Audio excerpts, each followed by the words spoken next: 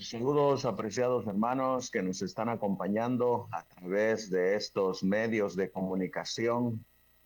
Les damos una cordial y calurosa bienvenida en este día del Señor, el santo sábado de nuestro Creador, este sábado que lo apartó, lo bendijo y lo santificó desde la creación, como nos muestra Génesis capítulo 2 y el versículo del 1 al 3. Hoy estamos siguiendo la temática de la programación que se ha realizado para este día, donde estamos presentando la secuencia de temas del ecumenismo, ya que estamos en tiempos de ecumenismo. Como ustedes están mirando ahí en su pantalla, hoy continuaremos con los temas de el ecumenismo a través del hermano Juan Pablo Arellano, el hermano Alejandro Maya y posteriormente el hermano Amado Miguel. Y por la tarde estaremos analizando a través de una mesa de análisis, lo cual los invitamos a que nos acompañen durante el transcurso de este día para que podamos seguir estudiando la palabra del Señor. Hermano Juan Pablo, muy bienvenido a este espacio donde nos estamos uniendo, como decía el himno, en espíritu y en verdad. Un solo cuerpo, una misma fe, una misma doctrina, una misma enseñanza y adoramos a un mismo Dios. Hermano Juan Gracias, hermano. Pablo, bienvenido. Gracias, hermano amado. Gracias. Muchas gracias. El día de hoy usted va a estar compartiendo con nosotros el tema que lleva por título Los siete pilares y el ecumenismo. Así que, hermano Juan Pablo, sin quitarle más espacio de tiempo, lo voy a invitar a que el Espíritu Santo lo dirija a través del estudio de su palabra. Usted tiene el tiempo, hermano Juan Pablo. Gracias, hermano amado Miguel. Estamos compartiendo pantalla. Ya se ve, ¿verdad? Ahí la pantalla, hermano. Ya se ve. Perfecto. Le agradezco mucho, hermano amado Miguel. Bueno, queremos, hermanos, darles una calurosa bienvenida a todos ustedes. Nos sentimos contentos de estar en esta mañana desde temprano, iniciando con esta serie de temas que nos han estado ocupando desde el día de ayer. Agradecemos por la invitación y esperamos, hermanos, que el estudio que vamos a considerar el día de hoy pueda ayudarnos a edificar y a clarificar cuestiones que pudieran estar todavía un tanto confusas en nuestra mente.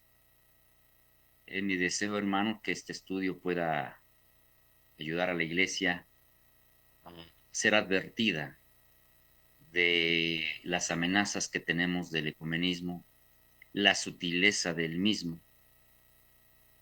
Y por esa razón, hermanos, hemos querido no dar nuestro punto particular de vista. Queremos en este estudio, hermanos, más bien sujetarnos a lo que se nos ha dejado escrito a manera de recomendación o de conveniencia. Y de ello, hermanos, vamos a desprender nuestro estudio. Hemos orado, y vamos entonces de lleno, hermanos, a entrar. Hermano amado, le voy a pedir de favor me indique cuando deba terminar, porque usted sabe, luego uno pierde la noción del tiempo cuando uno está exponiendo. Entonces, le ruego por favor me indique cuando hemos de terminar. Bien, hermanos, nuestro tema se titula Los siete pilares de la fe y el ecumenismo. ¿Por qué hemos titulado así este mensaje? Quiero de entrada, hermanos, decirles que cuando hablamos de ecumenismo, normalmente nuestra cabeza ha sido enseñada a que el ecumenismo tiene que ver de la relación entre Roma y el protestantismo. Y miramos frecuentemente material que circula en las redes de cómo Roma ha venido teniendo un acercamiento con diferentes líderes religiosos de diferentes nominaciones, diferentes profesiones de fe. Y entonces esta situación nos alarma porque pues, frecuentemente a nosotros nos llama la atención o nos sobresalta el hecho de mirar cómo la Iglesia Adventista, Corporación Adventista, se ha venido cada vez más comprometiendo en lo que tiene que ver con el movimiento ecuménico. Y pensamos que eso es el ecumenismo. Quiero decirles desde ya que a través del estudio que hemos de llevar hoy, habremos de mirar, hermanos, que el ecumenismo es mucho más que eso. Y que nosotros como movimiento de sostén propio historicista no estamos exentos del ecumenismo. Pero para entender por qué decimos esto y por qué decimos que los pilares de la fe pueden estar siendo relacionados con el tema del ecumenismo, necesitamos, hermanos, entender perfectamente qué es, qué abarca, qué compromete, qué procura el ecumenismo. Por lo tanto, en el desarrollo de este tema, nos vamos a dar a la tarea de hacer un comparativo. De una vez voy a mencionar que vamos a hacer un comparativo. Vamos a estar estudiando, hermanos, lo que el Concilio Vaticano II determinó acerca del tema del ecumenismo y vamos a contrastar lo que es la redacción del documento que tiene que ver con el ecumenismo del Concilio Vaticano II con lo que dice el espíritu de profecía, para que usted pueda tener claro por qué nosotros, como movimiento de sostén propio historicista, debemos tener mucho cuidado con las sutilezas del ecumenismo. El ecumenismo desde su origen, desde su nacimiento, nunca se ha presentado como un movimiento hostil o represor. Por el contrario, el ecumenismo se presenta como un movimiento fraterno. Esto confunde a muchas personas porque los protestantes, nacidos de la Reforma, siempre tuvieron en su mente que la forma de operar de Roma es a través de la violencia, es a través de la imposición, a través de la persecución. Desprevenidos han quedado aquellos protestantes al mirar cómo Roma hoy parece haber cambiado y en lugar de utilizar el recurso de la persecución, Roma hoy habla de un amor fraterno. Vamos a ver qué hay detrás de todo eso, hermanos, y les ruego, por favor, pongan mucha atención a las citas que hemos de presentar para que podamos comprender por qué a nosotros nos incumbe y nos es muy necesario, hermanos, el hecho de estar atentos a lo que se nos dice acerca del ecumenismo. Muy bien, vamos a leer esta primera cita, hermanos, a manera de introducción. La sierva del Señor escribe lo siguiente: somos el pueblo que guarda los mandamientos de Dios. Durante los últimos 50 años, toda suerte de herejías han sido presentadas para dominarnos. Miren, muy temprano, cuando el movimiento adventista empieza a gestarse, empieza a levantarse y empieza a establecerse con sus doctrinas particulares, empezaron a tener un problema, hermanos, del que hoy no estamos exentos. Empezaron a presentarse muchas herejías para poder dominarlos, dice, y para nublar nuestras mentes. ¿Sobre qué se quería nublar las mentes de los adventistas en ese momento? Nublar nuestras mentes acerca de las enseñanzas de la palabra, especialmente acerca del ministerio de Cristo en el santuario celestial y el mensaje del cielo para estos últimos días, como es dado por los ángeles del capítulo 14 de Apocalipsis.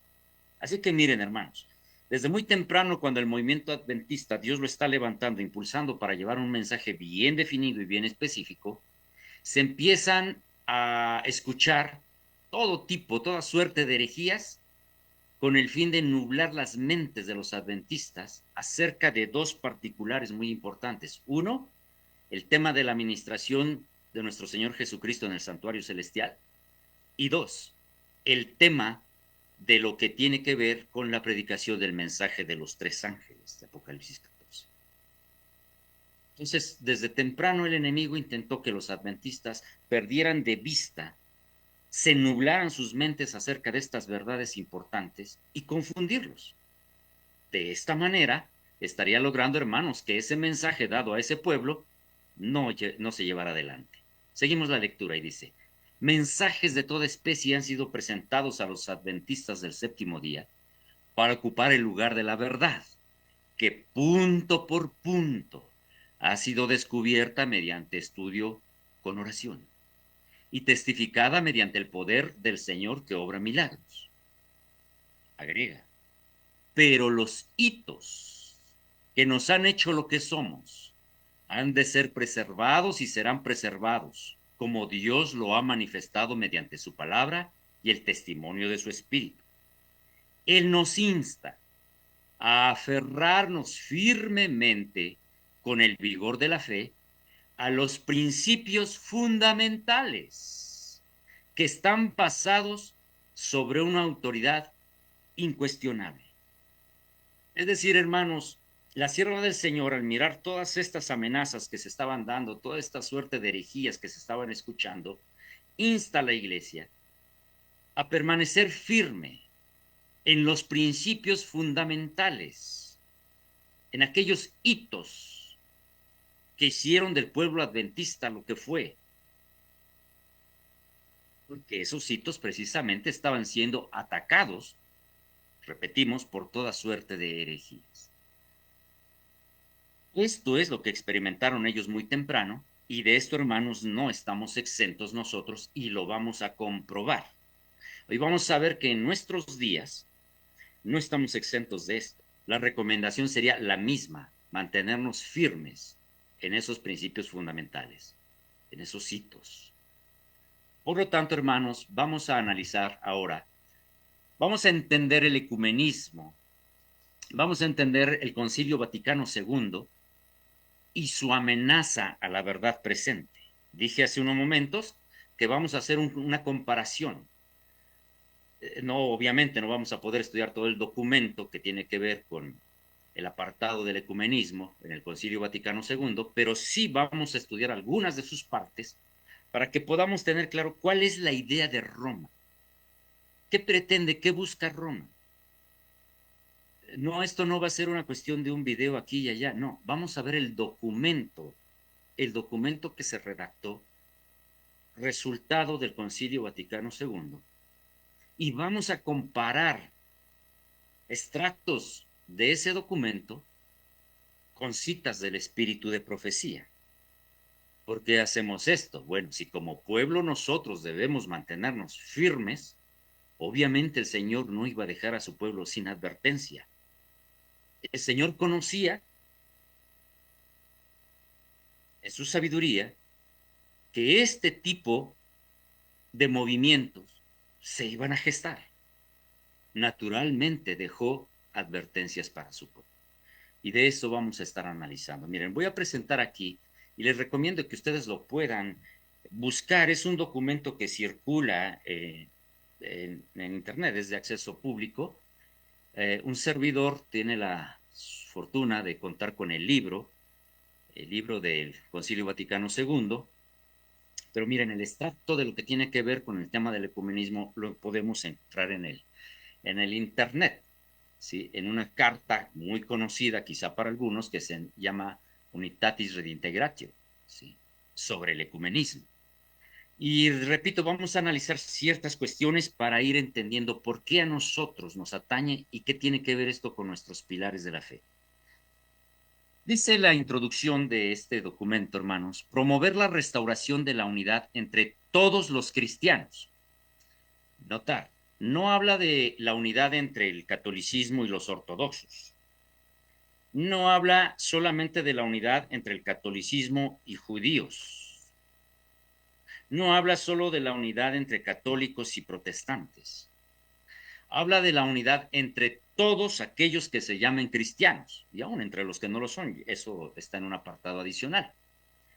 Dice, este es uno de los fines principales que se ha propuesto el Sacrosanto Sínodo, el Sacrosanto Concilio Vaticano II, puesto que única es la Iglesia fundada por Cristo Señor, aun cuando son muchas las comunidades cristianas que se presentan a los hombres, como la herencia de Jesucristo, todos se confiesan discípulos del Señor, pero sienten de modo distinto, siguen caminos diferentes, como si Cristo mismo estuviera dividido.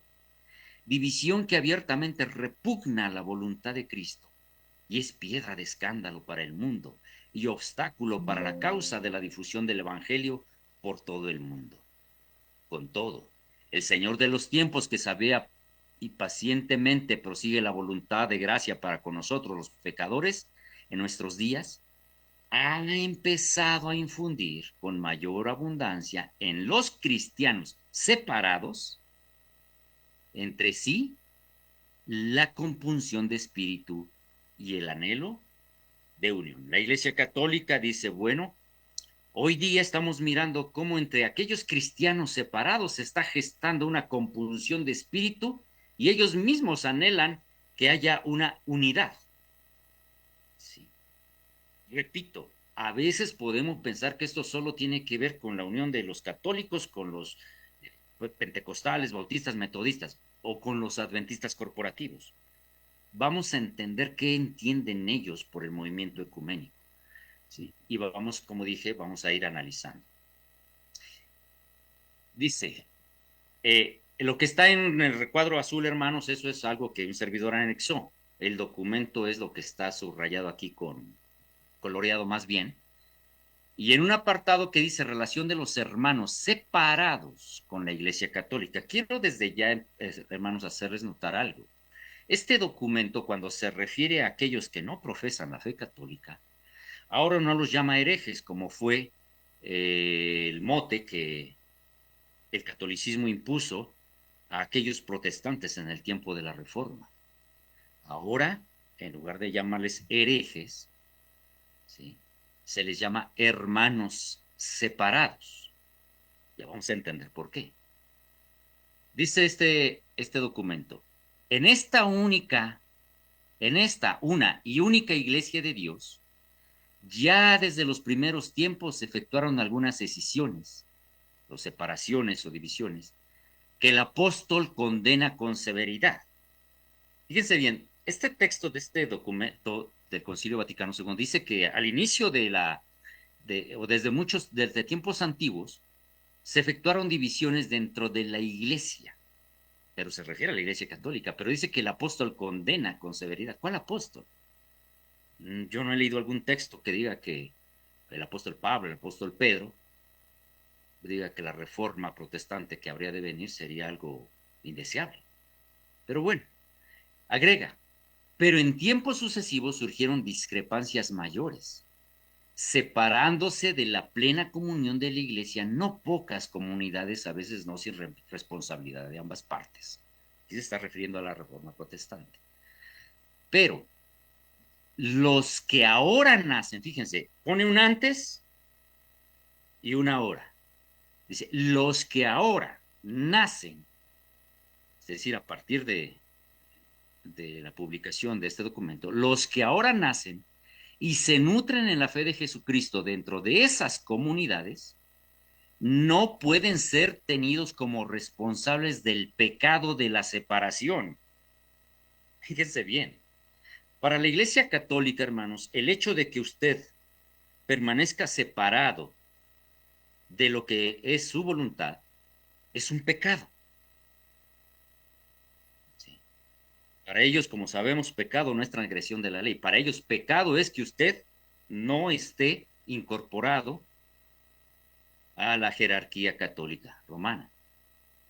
Y entonces dice que aquellos que ahora nacen pues no pueden ser culpados, porque ellos pues no tuvieron que ver con la reforma, pero estas generaciones ahora no pueden ser culpados del pecado de la separación. Y agrega, la iglesia los abraza con fraterno respeto y amor. quiero destacar dos palabras aquí: fraterno y amor. Y dicho sea de paso, también la palabra respeto, de la que haremos mención. Fraterno. Aquello fraterno es aquello que tiene que ver con, que se aplica a los hermanos. Sí. Por eso ahora Roma llama a aquellos que están fuera de su jurisdicción, los llama hermanos. Y cualquiera podría pensar, bueno, Roma hoy tiene un espíritu amoroso, ya no un espíritu perseguidor. Es más, respeta esa separación. Vamos a ver si es cierto esto. Pero ¿por qué estoy mencionando esto, hermanos? Porque cuando se planea el Concilio Vaticano II, la idea es hacer ver la impresión de que ahora Roma, con profundo amor fraterno, llama a todos hermanos. Ya, no importa si eres pentecostal, bautista, metodista, budista, hermanos, todos somos hermanos. Esta expresión es muy comúnmente usada y tristemente la hemos escuchado hasta en personas que se supone conocen el mensaje adventista original y que promueven el historicismo adventista. Cuando se trata del trato con otras personas que no profesan la misma fe, muchas personas arguyen, bueno, es que todos al final de cuentas somos hermanos. ¿Es esto así? Seguimos la lectura. Efectivamente, por causa de las varias discrepancias existentes entre ellos y la Iglesia Católica, ya en cuanto a la doctrina, fíjense en dónde están las diferencias, en la doctrina, a veces también en cuanto a la disciplina y a lo relativo a la estructura de la Iglesia, se interponen a la plena comunión eclesiástica no pocos obstáculos, a veces muy graves, que el movimiento ecumenista trata de superar. Obviamente, para que pueda haber una unidad entre unos y otros, pues un obstáculo es la doctrina. Pero de eso se trata. Dice, precisamente el movimiento ecuménico eso trata, superar esos obstáculos. Sin embargo, justificados por la fe en el bautismo, quedan incorporados a Cristo y por lo tanto reciben el nombre de cristianos. Con todo derecho y justamente son reconocidos como hermanos en el Señor por los hijos de la Iglesia Católica. A ver, miren, repito, estamos estudiando un documento oficial del Concilio Vaticano II. Nos dice, en el momento en que ellos son bautizados, si usted es bautizado, dice, en ese momento quedan incorporados a Cristo y por lo tanto reciben el nombre de cristiano. Si usted le pregunta, oye, ¿tú eres cristiano? Sí, yo soy cristiano. Bueno, tú ya estás incorporado, ajá, en Cristo. Por lo tanto, yo, la Madre Iglesia, te reconozco como hermano en el Señor. ¿Sí? Y dice la Escritura referente a esta cuestión de todos somos hermanos. Recordarán ustedes, hermanos, que en cierta ocasión el Señor Jesucristo, hablando con aquellos que se oponían a la verdad que él predicaba, les dijo, ustedes son de su padre el diablo. A ver, hermanos, si el diablo tiene hijos, ¿cómo entender el hecho de que todos somos hijos de Dios, por lo tanto somos hermanos? Hay una diferencia en que todos somos creados por Dios, pero entender a la luz de la Escritura, que es la expresión todos somos hermanos, leamos un par de citas bíblicas. La primera en Mateo 23:8. Pero vosotros no querráis que os llamen rabí, porque uno es vuestro maestro. Hay personas, hermanos, que quieren sentir cierta empoderamiento y se aferran a la cuestión de títulos, como que un título les diera un empoderamiento y dice, ustedes no piensen, no quieran que se los llame maestro, porque uno es su maestro. el Cristo. Y agrega, y todos vosotros sois hermanos. Entonces mucha gente agarra esta cita, dice, todos somos hermanos. Todos somos hermanos. A ver, si ustedes leen con cuidado, son hermanos aquellos que son dirigidos por un maestro, por únicamente un maestro, que es ¿quién? Cristo. No por un magisterio que te impone una iglesia. No se confunde, porque se toma la expresión, todos somos hermanos, ahí se aplica de manera universal. Todos somos hermanos, ahí se aplica de manera universal. Sí. Dice el texto, hermanos, que son hermanos aquellos que están dirigidos por un maestro que es a saber, Cristo Jesús. Luego en Mateo 12:50 dice, porque todo aquel que hace la voluntad de mi Padre, que está en los cielos, ese es mi hermano y mi hermana y mi madre. Ya, note que el hecho de que todos somos creación de Dios no nos hace hermanos en la fe. Hermanos en la fe son aquellos que hacen la voluntad del Padre que está en los cielos. Y él mismo dijo, estos son mis hermanos, mi hermana y mi madre. Entonces, cuando vamos al Concilio Vaticano, hermanos, una de las formas como se va minando la mente y se va bajando la guardia de aquellos que se supone deberían estar alertas de esta situación es este argumento, es que todos somos hermanos. Todos somos hermanos. Si todos somos hermanos, entonces habría que cuestionarle al Señor Jesús por qué dijo que algunos son hijos del diablo y por qué la Biblia en repetidas ocasiones habla de hijos de Dios. No es que seamos hermanos por solamente el deseo de que tú vivas bien con tu vecino, que te hables bien, que no te pelees. No es propiamente que por eso solo somos hermanos. Somos hermanos porque hacemos la voluntad. Y hacer la voluntad implica obras que tienen que ver con la obediencia naturalmente de los requerimientos de Dios en su santa ley. Muy bien, avanzamos. En otra, en otra, en otra sección de este documento, subrayé algunas cosas, repito, no lo vamos a analizar todo. Leemos lo siguiente. Por consiguiente, aunque creamos que las iglesias y comunidades separadas tienen sus defectos, fíjense, la iglesia dice, nosotros sabemos que las iglesias, los adventistas de sostén propio, historicista, tienen sus defectos, pero no están desprovistos del sentido de valor en el ministerio de salvación, porque el Espíritu de Cristo no ha rehusado servirse de ellas como medios de salvación. Fíjense bien, en el Concilio Vaticano II dijeron, todas esas iglesias, incluidos los adventistas de sostén propio historicistas, dicen ellos, el Espíritu de Cristo no se ha negado a servirse de ellas, a utilizarlas como medios de salvación. Reconoce el Concilio Vaticano II que a través de otras o instituciones o fe, dice él, a través de todas ellas, se puede obtener la salvación. Fíjense, de entrada se te dice, si no importa seas bautista, metodista, pentecostal, presbiteriano, lo que seas, en todas ellas son medios de salvación. Fíjense el lenguaje incorporativo en el que ya no se está manejando obviamente una separación. Todas, dice. Y entonces nosotros decimos, entonces nosotros también estamos ahí. El Señor nos ha usado y ha designado que seamos medios de salvación. ¿Qué agrega? Dice, los hermanos separados, sin embargo, ya particularmente, o sea, ya usted de manera individual, o en sus comunidades, usted en su grupo de sostén propio, y sus iglesias, no gozan de aquella unidad que Cristo quiso dar a los que regeneró y vivificó en un cuerpo y en una vida nueva, y que manifiestan la Sagrada Escritura y la tradición venerable de la Iglesia.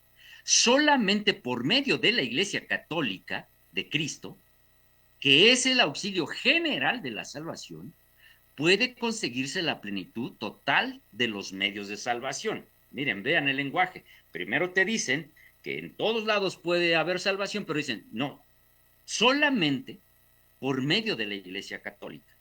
O sea, reconoce, le da cierto empoderamiento a las iglesias que no son católicas, romanas, pero luego dice, solamente a través de esta iglesia es que se pueden tener toda la plenitud de los medios de salvación. Y luego en la parte sombreada dice, aunque permanezca sujeto, fíjense, aunque los hombres, aunque la iglesia permanezcan sujetos al pecado, crecen en Cristo y es conducido suavemente por Dios según sus inescrutables designios hasta que arribe gozoso a la total plenitud de la gloria eterna en la Jerusalén celestial. ¿Qué te está diciendo? ¿Cuál es el entender? Es bien sencillo. Dice, aunque permanezcan en pecado, o sea, aunque estén violando la ley de Dios, crecen en Cristo. ¿Esto es correcto? Y dice, y aunque están abiertamente violando la ley de Dios, el Señor los va conduciendo suavemente hasta que puedan obtener la gloria eterna. O sea, ¿qué está haciendo el Concilio Vaticano II? Te está mostrando, hermano, que no importa qué iglesia profeses, a qué denominación religiosa pertenezcas, ahí hay posibilidad de salvación. Y aparte, que aunque estés en pecado, aunque esa iglesia esté en franca rebeldía contra la ley de Dios, Dios los sigue creciendo en Cristo y les va a dar la vida eterna.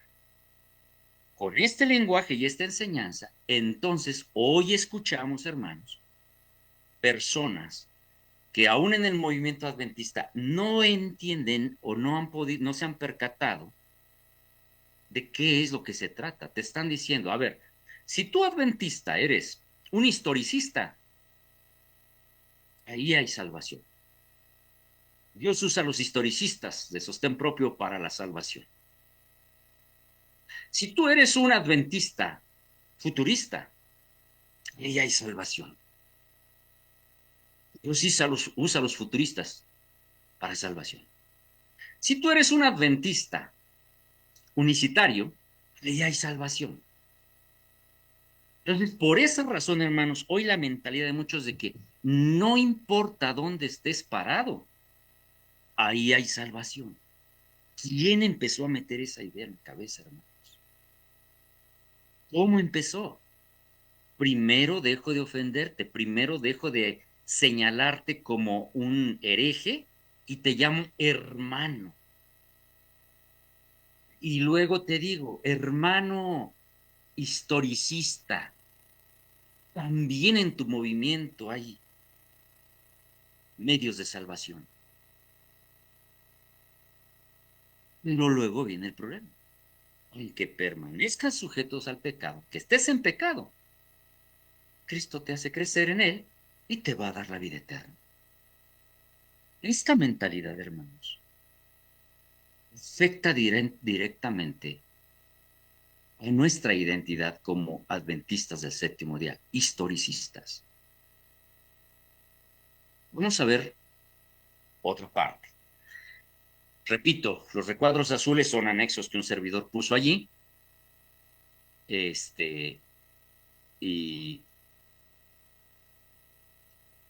lo que está sombreado es el documento, dice.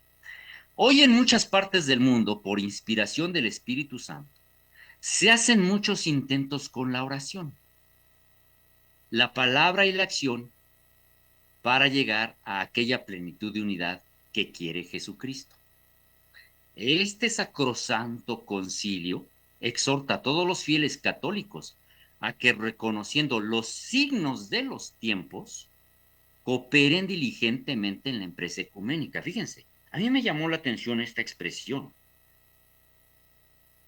El Concilio Vaticano llama a los fieles católicos a reconocer los signos, las señales de los tiempos.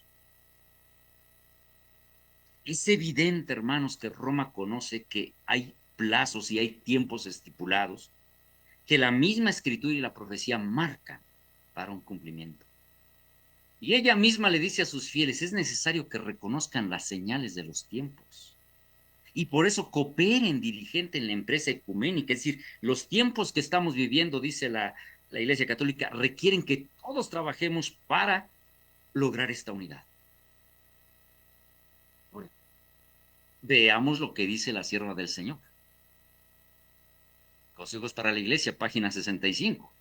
Estamos viviendo en el tiempo del fin. El presto cumplimiento de las señales de los tiempos proclama la inminencia de la venida de nuestro Señor. La época en que vivimos es importante y solemne. El Espíritu de Dios se está retirando gradual, pero ciertamente de la tierra. Ya están cayendo juicios y plagas sobre los que menosprecian la gracia de Dios. Las calamidades en la tierra y el mar, la inestabilidad social, las amenazas de guerra, como portentosos presagios anuncian la proximidad de acontecimientos de mayor gravedad. Las agencias del mal se coligan y acrecen sus fuerzas para la gran crisis final. Grandes cambios están a punto de producirse en el mundo y los movimientos finales serán rápidos. Así como Roma llama a sus fieles a que estén atentos a las señales de los tiempos y por ello trabajen en pro del ecumenismo, la sierva del Señor advierte a su pueblo por otro lado, que estemos atentos a las señales de los tiempos, porque las agencias del mal se están coligando, van creciendo sus fuerzas, ¿sí? Y advierte, hermanos, de la crisis que está por venir sobre el mundo. La parte sombreada en amarillo dice, en segundo lugar, este es, repito, es lo redactado por el Concilio Vaticano II, dice, en segundo lugar, el diálogo entablado entre peritos y técnicos en reuniones de cristianos de diversas iglesias o comunidades celebradas en el espíritu religioso. En este diálogo expone cada uno por su parte con toda profundidad la doctrina de su comunión. A ver, hermanos, aquí es donde vamos a empezar a entrar en materia. Miren, se han dado, y ustedes han visto muchas reuniones de líderes de diferentes denominaciones, incluidos adventistas, que van con el Papa, que van y que participan en reuniones ecuménicas. Ahora, cuando estos representantes de las diferentes iglesias van a una reunión ecuménica, al salir, ellos no salen diciendo, ahora ya soy católico. No. Ellos salen de la reunión y siguen diciendo, yo soy adventista, yo sigo siendo bautista, yo sigo siendo metodista, yo sigo siendo... Pero en muchas personas, sobre todo en la actualidad, piensan que cuando son invitados a una reunión de una fe diferente, ven esto como una oportunidad y dicen, vamos a predicarles el evangelio a estos para que conozcan nuestra verdad. Hermano, esto estaba planeado. Esto estaba planeado. Primero un acercamiento fraterno. Somos hermanos. A ver, ¿tú eres adventista? Sí, yo también. ¿Tú guardas el sábado? Sí, yo también. ¿Crees en los 7 pilares de la fe adventista? Sí, bueno, yo creo en 6, yo creo en 5. Bueno, pero creemos en la mayoría. Ven, te invito, predícanos. Y allí va el hermano Juan Pablo ingenuamente pensando que va a lograr convertir a aquellos que lo están invitando. Atención, ellos te están invitando. Ellos son un movimiento ya organizado. Ellos tienen ya creencias o doctrinas. Y te dicen, ven, preséntanos. Y yo pienso, voy a ir a presentarles la verdad. Miren, hermanos, el Concilio Vaticano II dice que se debe de promover el diálogo entre cada uno. Es más, que cada uno por su parte presente su doctrina con toda profundidad. Es más, ¿te van a dejar hablar de tus 7 pilares? Sí. ¿Te van a dejar hablar del santuario celestial? Sí. ¿Te van a dejar hablar de el pepado, de los 2300? Sí, te van a dejar presentar con toda profundidad tu doctrina, porque esto está calculado, hermanos. Entonces muchos piensan, bueno, yo voy a ir a un lugar donde los hermanos creen en 6 pilares, ya están más para acá que para allá, solamente les falta un pilar. Creemos en la mayoría. Por lo tanto, dicen, ¿qué de malo hay? Y vas y te presentas. Sí. Esto, hermanos, está calculado. Y repito, a veces pensamos que tiene que ver solo con las reuniones que hacen católicos, el Papa, con los líderes de las iglesias mundiales. No, hermanos. Recuerden que al principio leímos que esto está planeado para que todos los que se llaman cristianos se unan. En el amor fraterno, es decir, no vamos a estar peleándonos, ya estuvo bien, eso de que tú crees diferente, eso nos causa división, mejor unámonos como hermanos en aquello que sí creemos. ¿Cuántos pilares crees? No, pues yo 7, yo 6, yo 5. Ah, bueno, casi creemos todos igual. Unámonos y hagamos una campaña juntos y hablemos solamente de los 5 pilares que sí tenemos en común y no nos vamos a meter a discutir 2 pilares. Nuestros pilares no son ecuménicos. Pero ¿cuál es el concepto del Concilio Vaticano II? Llámalos, invítalos. Ahorita van a leer más sobre esto para que vean que no estoy interpretando mal lo que estoy diciendo. Está muy claro en el documento, lo vamos a leer. Llámalos, que vengan, que se reúnan, escúchalos, dales el púlpito, que prediquen, que te den su doctrina toda. Es un historicista, no importa, ábrele la puerta. Es un futurista, no importa, ábrele la puerta. Es un unicitario, no importa, ábrele la puerta. A ver, este es unicitario, este futurista y tú eres historicista. Ya detectaron qué tienen de diferencias y, bueno, no se pongan a discutir en eso. Mejor hablen de lo que tienen en común.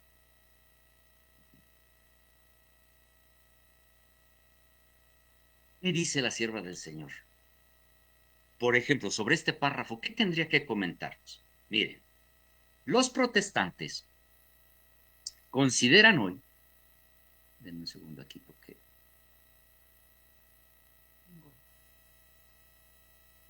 voy a hacer más grande esto. Que aquí dice, los protestantes consideran hoy al romanismo con más favor que años atrás. En los países donde no predomina y donde los partidarios del Papa siguen una política de conciliación para ganar influjo. A ver, hermanos, ya la sierva del Señor nos había escrito cómo iban a trabajar. ¿Cómo iban a trabajar? Buscando, impulsando una política de conciliación. Con esto estarían ganando influjo. Se nota una indiferencia creciente respecto a las doctrinas que separan a las iglesias reformadas de la jerarquía papal. Ya en ese entonces también, hermanos, igual que ahora, se estaba manifestando una gran indiferencia respecto de las doctrinas. O sea, estaban buscando una conciliación. Pero ¿qué con las doctrinas? Mucha gente piensa, hermanos, que las doctrinas no tienen que ver nada en esto, que no es importante. ¿Recuerdan la cita que leímos al principio? Se presentan ante los adventistas muchas hipótesis, muchas ideas, con el fin de nublar su mente de aquellas verdades distintivas que los hacen ser adventistas. ¿Sí? Y una de las cosas que tenemos que tener claro, hermanos, que cuando nosotros manifestamos indiferencia respecto de las doctrinas, ¿sí? Entonces, hermanos, estamos cayendo en el juego. Hermanito que me escucha o que escuchará esta presentación, yo sé que usted tiene un corazón amoroso, que usted procura la paz con todos. Está bien que usted a cualquiera le brinde un saludo, a cualquiera le ayude, a cualquiera persona pueda platicar con ella, llevarse como un buen vecino, está bien. Pero en lo que tiene que ver con su fe, leímos al principio, el Señor nos ha dejado hitos. verdades bíblicas. ¿Qué es eso? ¿No acaso nuestros hitos, nuestros pilares de fe son doctrina, hermanos? Es doctrina. ¿Cómo entonces permanecer indiferentes a la doctrina, a nuestros 7 pilares, por lograr una conciliación? Entre los protestantes está ganando terreno la opinión de que al fin y al cabo, en los puntos vitales, las divergencias no son tan grandes como se suponía y que unas pequeñas concesiones de parte de ay,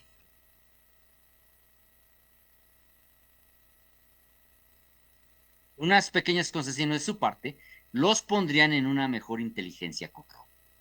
Tiempo hubo en que los protestantes estimaban altamente la libertad de conciencia adquirida a costa de tantos sacrificios.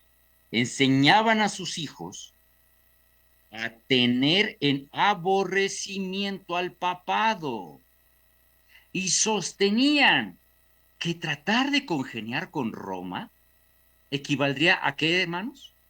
A traicionar la causa de Dios. Pero cuán diferentes son los sentimientos expresados hoy. Roma te dice que vengan. Es más, tú sostén propio. No generes división. Escúchalos. O si tú, hermano, piensas, bueno, es que al final somos adventistas, somos hermanos todos. Hermano, analiza, por favor, esta mentalidad.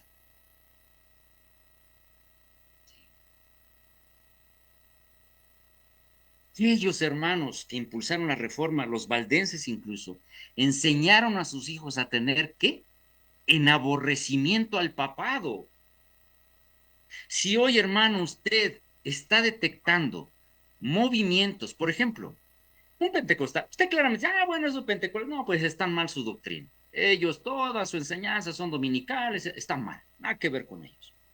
Está bien, usted detectó que hay una diferencia doctrinal y que por lo tanto no, nada que ver con ellos. Pero ¿por qué, hermanos? Nuestra mente queda bloqueada cuando se trata de uno que lleva el nombre de adventista o de verdad presente.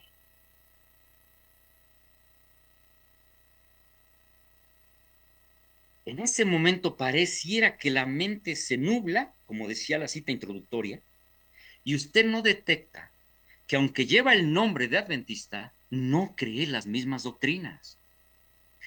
Y si está aceptando doctrinas diferentes, esa persona se ha movido de la firme plataforma de la verdad. Al usted querer congraciar con él, ¿qué está haciendo?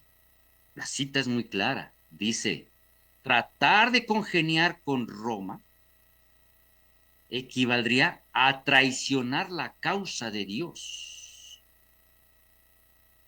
Cuando usted trata de congeniar con alguien que perfectamente sabe que está impulsando una doctrina errónea, que al final del día usted sabe en qué consiste el vino de Babilonia, ¿verdad?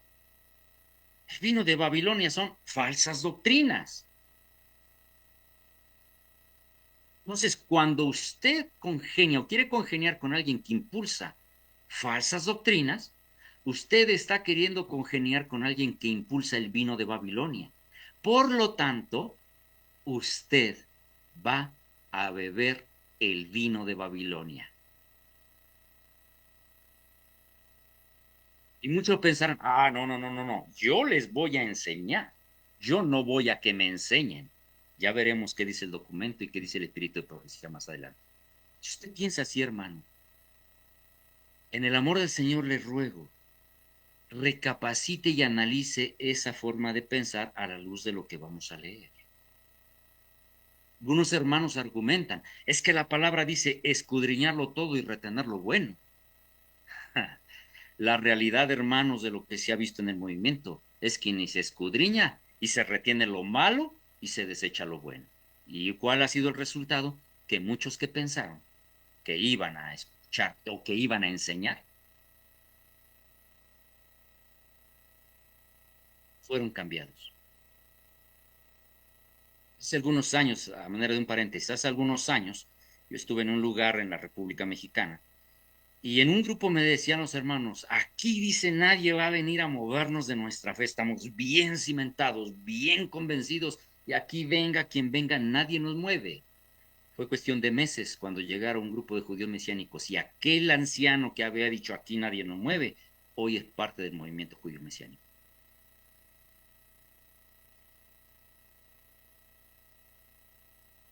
Este es el resultado. El movimiento ecuménico, hermano, no, aquí no me prediques de esto, aquí no me prediques de aquello, aquí predícame lo que yo, no, el movimiento ecuménico es, ven, predícame todo lo que tú crees, predícame. Sí.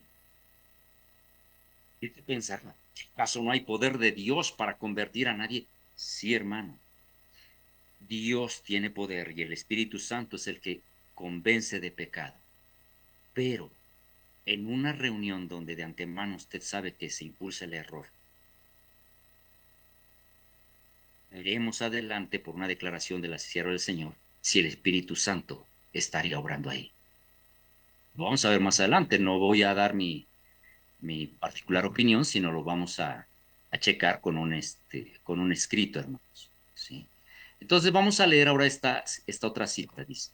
Es otro párrafo del documento y lo que está, repito, en azul más intenso es lo que un servidor agrego como una cita del Espíritu de Profecía. Dice, todo esto, realizado prudente y pacientemente por los fieles de la Iglesia Católica bajo la vigilancia de los pastores, conduce al bien de la equidad y la verdad, de la concordia y la colaboración, de amor fraterno y de la unión para que poco a poco, por esta vía, superados todos los obstáculos que impiden la perfecta comunión eclesiástica, todos los cristianos se congreguen en una única celebración de la Eucaristía en orden de la unidad de la una y la única iglesia, la unidad que Cristo dio a su iglesia desde el principio y que creemos subsiste indefectiblemente en la iglesia católica desde los siglos. A ver, vea bien, ellos lo tienen bien calculado. Primero, te llamo hermano, te trato con amor, te trato con todo respeto. No quiere decir esto, hermano, que nos vamos a estar, que el mensaje de los tres ángeles falta al respeto a la gente. No, el mensaje de los tres ángeles es un mensaje directo de amonestación. Pero Roma dice, te trato con amor, ya no te llamo hereje o disidente, ya no te voy a llamar disidente, ahora te trato con amor, hermano separado. Es más, te voy a escuchar, ven. ¿Sí? ¿Qué tiene que decirnos la sierva del Señor a este respecto? Los que dejan la ley abandonan a los impíos. Cuando los que se unen con el mundo, aunque haciendo alarde de gran pureza, abogan por la unión con los que siempre se han opuesto a la causa de la verdad, debemos temerlos y rehuirlos con la misma decisión que revelaba Nehemías. A ver, hoy hay gente, hermanos, en el movimiento, y estoy hablando, nos estamos enfocando particularmente en el sostén propio historicista.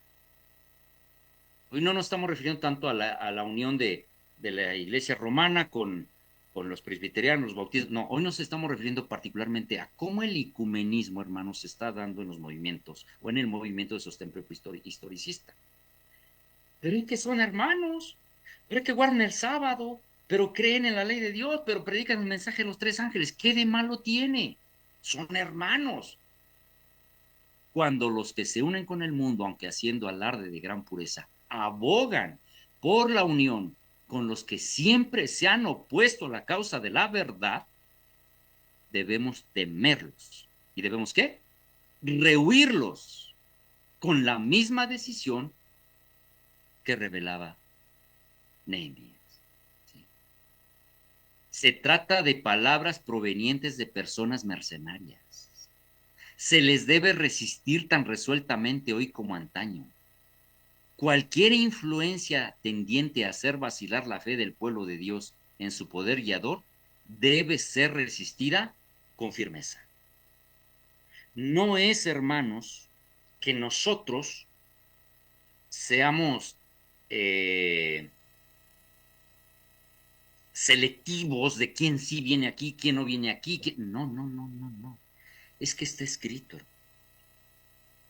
Si somos un pueblo que se precia de guiarse por un escrito está, aquí está el escrito. ¿Cuál sería nuestro argumento para desobedecer la recomendación que se nos ha dado por escrito e involucrarnos en aquello que consideramos bueno a nuestros ojos? ¿Sí? Por tal motivo, hermanos, debemos nosotros estar atentos porque hoy, hermanos, se escuchan voces que piensan que nada de malo hay en unirse con aquellos que no profesan fe, que no creen lo mismo. Ya leeremos una cita para si usted piensa que usted los va a ir a convertir. Otro párrafo más.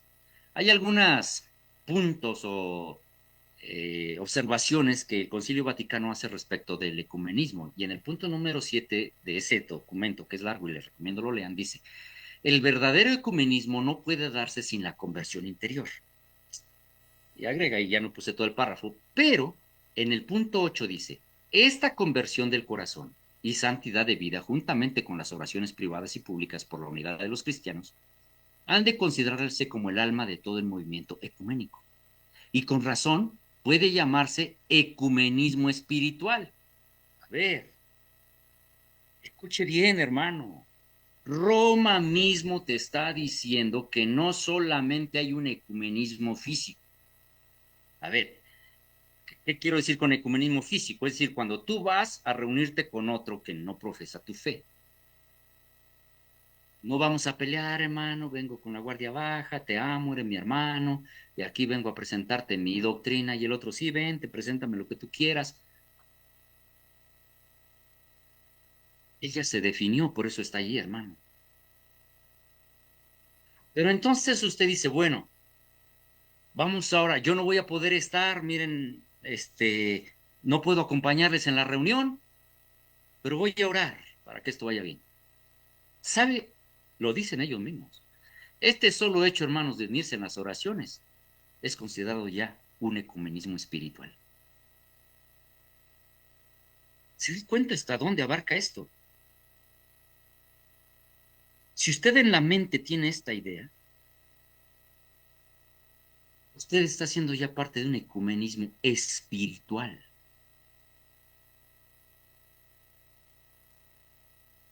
Agrega el documento: en ciertas circunstancias especiales, como sucede cuando se ordenan oraciones por la unidad y las asambleas ecuménicas, es lícito, más aún, es de desear que los católicos se unan en la oración con los hermanos separados. Tienen Pacho Roma. Hermano, perdón, voy a poner como ejemplo, bueno, no voy a mencionar a nadie. Cualquier hermano, hermano X, mira, hermano, sabemos que tú eres un adventista y queremos que vengas acá a orar por nosotros en la misa del domingo. Allí va, no, voy a ir y ahí voy a aprovechar y les voy a... Hermano, qué ingenuo. Eso es ingenuidad, hermanos. Ellos mismos están recomendándole a sus fieles: únete con ellos en la oración, porque tales preces comunes son un medio muy eficaz para interpretar la gracia de la unidad y la expresión genuina de los vínculos que están unidos los católicos con los hermanos separados. ¿Sí? Entonces, hermanos, si piensas que porque te están llamando allí a una reunión, ya sea católica o ya sea de cualquier índole, pentecostal, bautista, metodista, o aún de aquellos que se dicen de la verdad presente, pero que tienen una doctrina distinta, piensas, hermano, que es el Espíritu Santo el que te está llevando ahí. Posiblemente lo pienses. Pero déjame advertirte que en todas esas invitaciones que te hacen, ya hay un plan previamente establecido desde hace muchos años, no solo para que prediques tu verdad, tu doctrina, para que vayas y ores. Y aunque tú no estés presencial y ores desde tu casa, dicen, ya esto es un ecumenismo espiritual. ¿Quién lo dice? Nosotros. No, Roma mismo. Ellos lo entienden así. Y entonces uno dice, yo voy a ir allá porque allá les voy a ir a predicar y los voy a convencer. A ver, hermano, tú no convences de nada a nadie. Es el Espíritu Santo. Y el Espíritu Santo, hermanos, en su sabiduría, no expone a aquellos que conocen la verdad al error. Miren, leamos lo que se nos escribe en 2 Corintios 6, 14 a 18. No os unáis en yugo desigual con los incrédulos, porque ¿qué tienen en común la justicia con la injusticia? ¿Qué comunión tiene la luz con las tinieblas? ¿Qué armonía hay entre Cristo y el diablo? Fíjese bien. ¿Qué parte tiene el creyente con el incrédulo? A ver, hermano, te hago una pregunta. Si te está invitando un grupo que dice verdad presente, pero no cree en la deidad como la impulsaron y la enseñaron incluso la hermana White, no cree, ¿cómo se le llama al que no cree en una verdad? Incrédulo. O sea, no es solamente el que guarda el domingo, hermano. No es solamente el que se va a misa. No. Incrédulo es el que no cree en una verdad. Y entonces el texto dice, a ver, Juan Pablo, debes de entender que si tú piensas que vas allí vas a lograr algo, te tienes que hacer unas preguntas. A ver, Juan Pablo, primero, respóndete a ti. ¿Qué armonía hay entre Cristo y el diablo? Porque ¿quién impulsa esas doctrinas erróneas, hermanos? Cristo. No. Juan Pablo, respóndete. ¿Qué parte tiene el creyente con el incrédulo? Ah, es que lo voy a ir a evangelizar. A ver, entiende el texto, hermano. ¿Qué acuerdo hay entre el templo de Dios y los ídolos? Porque vosotros sois el templo de Dios viviente, como Dios dijo. Habitaré y andaré entre ellos, seré su Dios, ellos serán mi pueblo. Por lo cual, ¿ir con ellos? No. Por lo cual, salid de en medio de ellos y apartaos, dice el Señor. No toquéis lo impuro, y yo os recibiré. Seré vuestro padre, vosotros me seréis hijos e hijas, dice el Señor Todopoderoso. Mira, hermano, en tu mente puedes coincidir un plan bien fraguado para la conversión de aquel que te está invitando, aunque no cree. Pero el Señor te advierte a través del apóstol Pablo y te dice, ¿qué parte tiene el creyente con el incrédulo?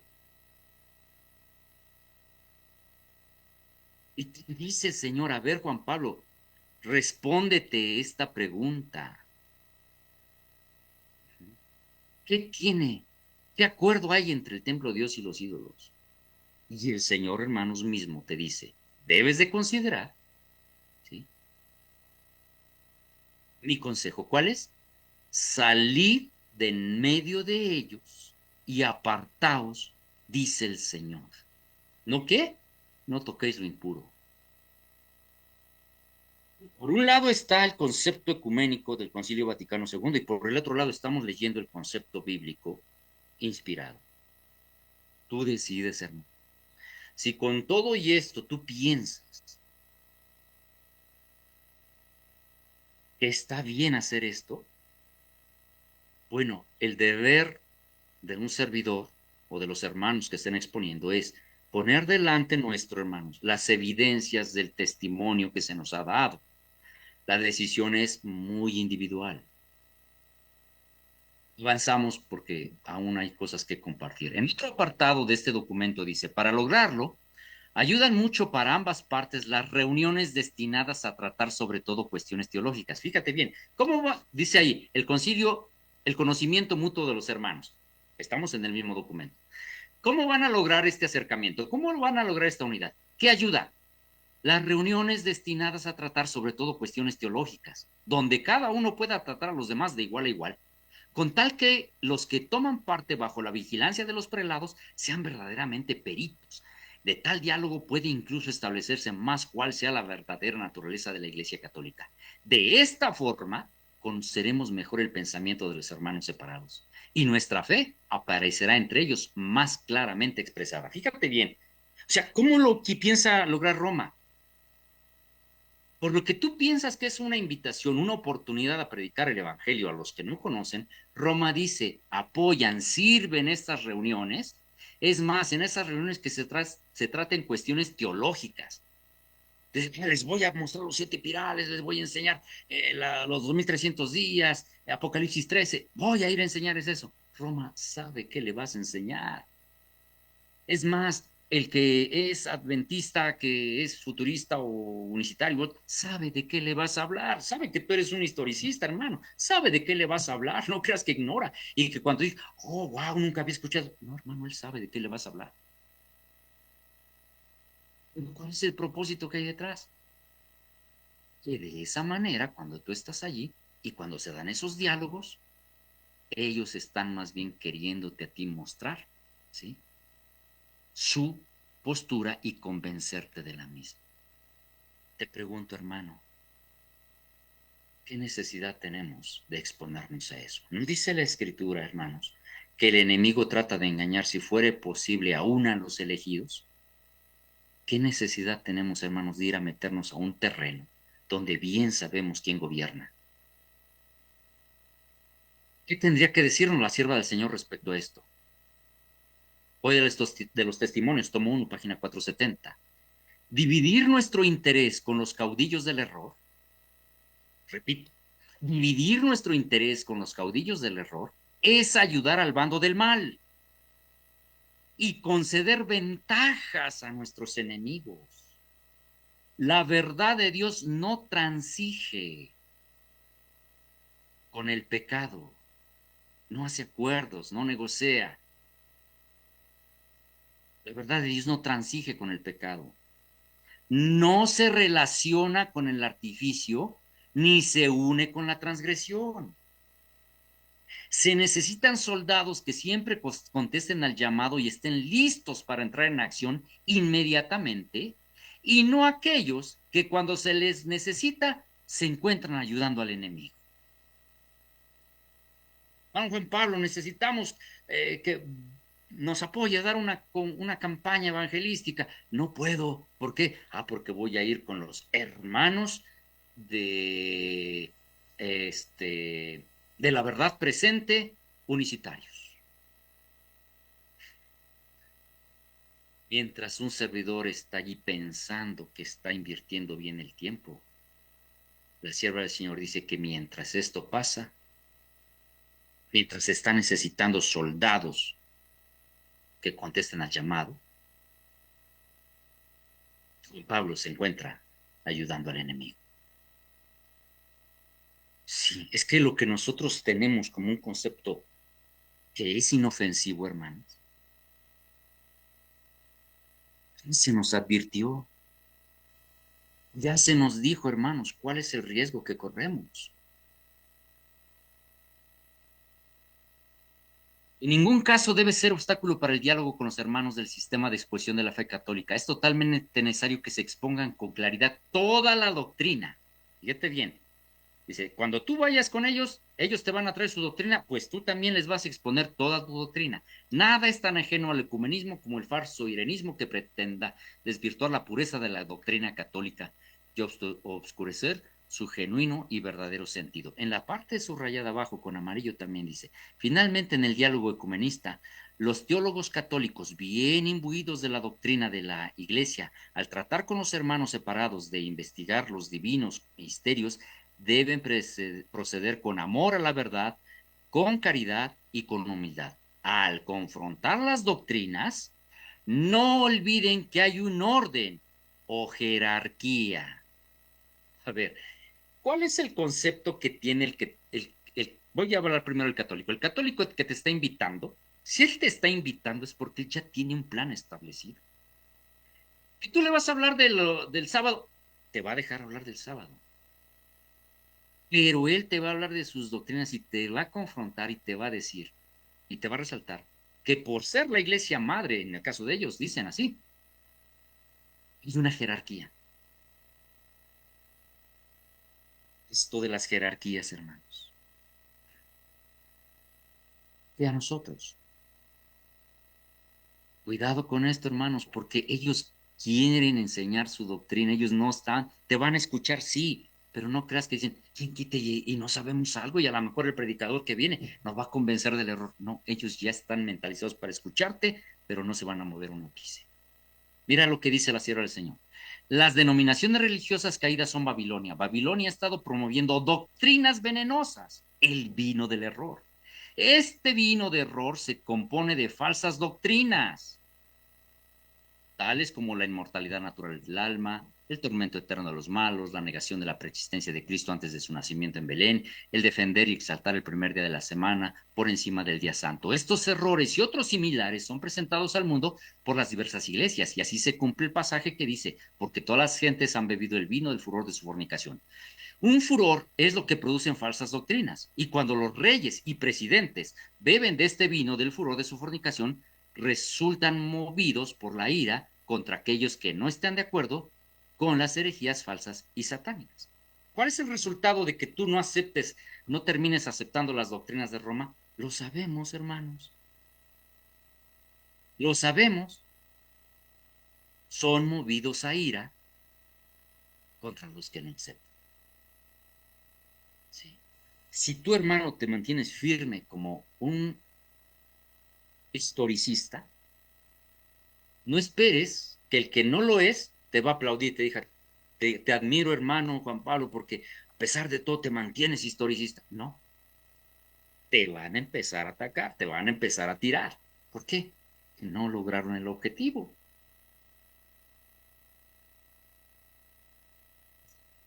En el capítulo 3 dice las iglesias y las comuniones eclesiales separadas de la sede de Roma. Bueno, aquí habla, hermanos, voy a irme rápido aquí, habla de dos momentos en que tuvo ruptura la iglesia católica, uno cuando hubo ruptura con las iglesias de Oriente y otro cuando se da la reforma protestante. Y entonces ellos están diciendo, son estos dos grupos los que nos interesan. Aquellos que se separaron de nosotros por las cuestiones que se dieron en temas teológicos en Oriente y la otra los que nacen de la reforma protestante. Y nosotros, hermanos, sabemos que como movimiento historicista, dicho sea de paso, el método de interpretación que tenemos es el mismo que utilizaron los reformadores protestantes.